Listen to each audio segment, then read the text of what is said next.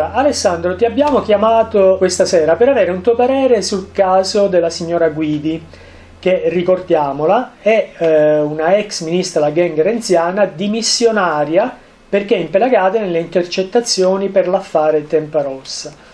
Infatti, se tu hai notato, da qualche giorno sui media di regime è apparsa, diciamo per incanto, quell'oscura manina salvagente che, come ben ricorderai, la magistratura ebbe a usare a suo tempo con il palle di segatura Renzi, come lo ami definire tu, no?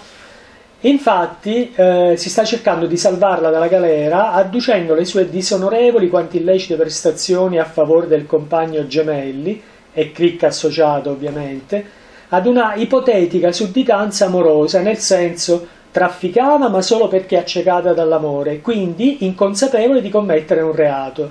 Ecco Alessandro, questo ti ricorda qualcosa in merito alla motivazione per la quale a seguito di una tua denuncia venne assolto il nostro Renzino Lupin?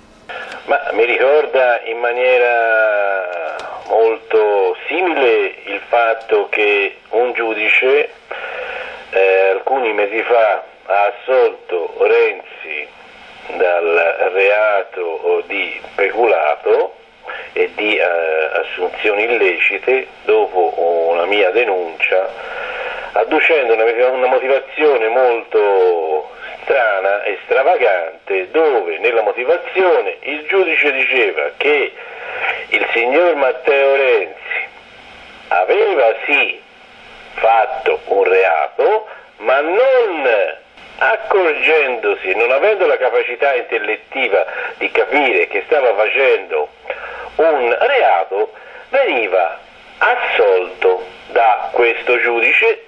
Tra l'altro questo giudice poi subito dopo questa assurda sentenza è stato promosso. Ecco, questo, scusami, ricordaci il fatto in sé e chi era il nome del giudice a questo punto. Il fatto in sé era alcune denunce avevo presentato per alcune assunzioni secondo me illegali. Quelle dei portaborse, no? Sì, provincia, e anche in merito ad alcune spesucce che aveva fatto a suo tempo, e dopo alcune pressioni anche dal Movimento 5 Stelle il signor Matteo Renzi andò a giudizio, ci sono state 2 udienze, alla terza udienza arriva questo giudice che si chiama dottor Colella, che in maniera molto così goliardica decide di assolvere Renzi con la motivazione, in pratica tradica alla fiorentina: Renzi è un babbeo, essendo un babbeo non si rende conto di quello che sta facendo e io lo assolvo.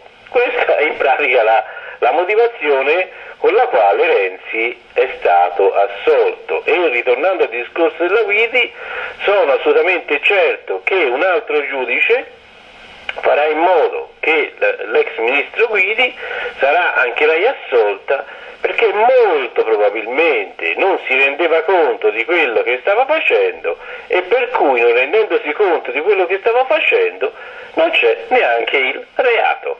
Ecco, quindi praticamente chiunque commette un reato basta trovare una semplice scusa, tipo sono innamorato, sono drogato, sono malato, sono ubriaco. No, questo non vale per i cittadini comuni. Ecco, dicevo a livello di pseudopolitici, parlavo a livello di pseudopolitici. Certo, ok. Va bene Alessandro, ti ringraziamo. Prego, arrivederci a tutti.